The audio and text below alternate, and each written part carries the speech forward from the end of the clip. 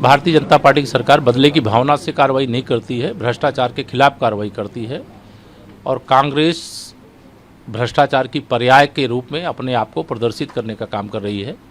अन्यथा जिस मामले में नेशनल हेराल्ड मामले में जिसमें स्वतंत्रता संग्राम सेनानियों का शेयर था, जो 5 करोड़ से आज 5,000 करोड़ रुपए की प्रॉपर्टी बनी हुई है, जिसको उस समय की कांग्रेस ने सरकारों के माध्यम से कीमती ज़मीनें इस नेशनल हेराल्ड के नाम से जो थी उसको 38-38% का शेयर माँ बेटे ने लिया और 24% का शेयर स्वर्गीय मोतीलाल वोरा जी और ऑस्कर फर्नांडिस जी या दोनों लोगों के नाम से लिया गया था। यानी कांग्रेस ने एक तरह से इस पर कब्जा किया था और अगर ईडी उस पर पूछताछ करना चाहता है तो यह उसमें जाकर के जवाब दें। अगर इनको ईडी से कोई तकलीफ है तो कोर्ट में जाएं, लेकिन अगर ये समझते हैं कि भ्रष्टाचार करेंगे और राजनीतिक रूप दे करके बच जाएंगे तो मुझे नहीं लगता है कि अब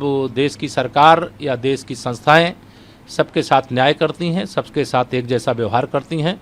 कि वह कांग्रेस के अध्यक्ष हैं या पूर्व अध्यक्ष हैं तो उनके खिलाफ अलग प्रकार से व्यवहार होगा और बाकी जनता के साथ अलग प्रकार का व्यवहार होगा, तो यह अब संभव नहीं है। तो 10 जून को जो ये जुम्मे की नमाज के बाद घटना हुई तो उससे बुलडोजर की कार्रवाई से मायावती और अखिलेश यादव जी कह रहे हैं कि जो एक विशेष समुदाय की कार्रवाई हो रही है। देखिए, ये केवल जो भी राजनीतिक दल और नेता इस प्रकार के बयान दे रहे हैं, शुद्ध रूप से मुस्लिम तुष्टीकरण की घटिया राजनीति कर रहे हैं।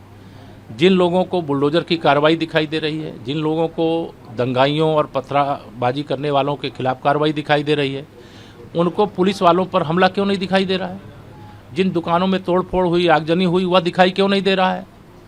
ऐसे अपराधी जिन्होंने उत्तर प्रदेश की शांति व्यवस्था को पूरी तरह से तहस नहस करने का प्रयास किया, उनका सपोर्ट यह क्यों कर रहे हैं? इसका जवाब प्रदेश की, देश की जनता जानना चाहती है। और ऐसी घटिया राजनीति करने वाले इसीलिए सत्ता से बेदखल हो चुके हैं, विदा हो चुके हैं और इस प्रकार की राजनीति उत्तर प्रदेश में अब नहीं चलेगी।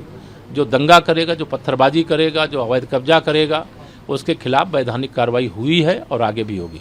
धन्यवाद।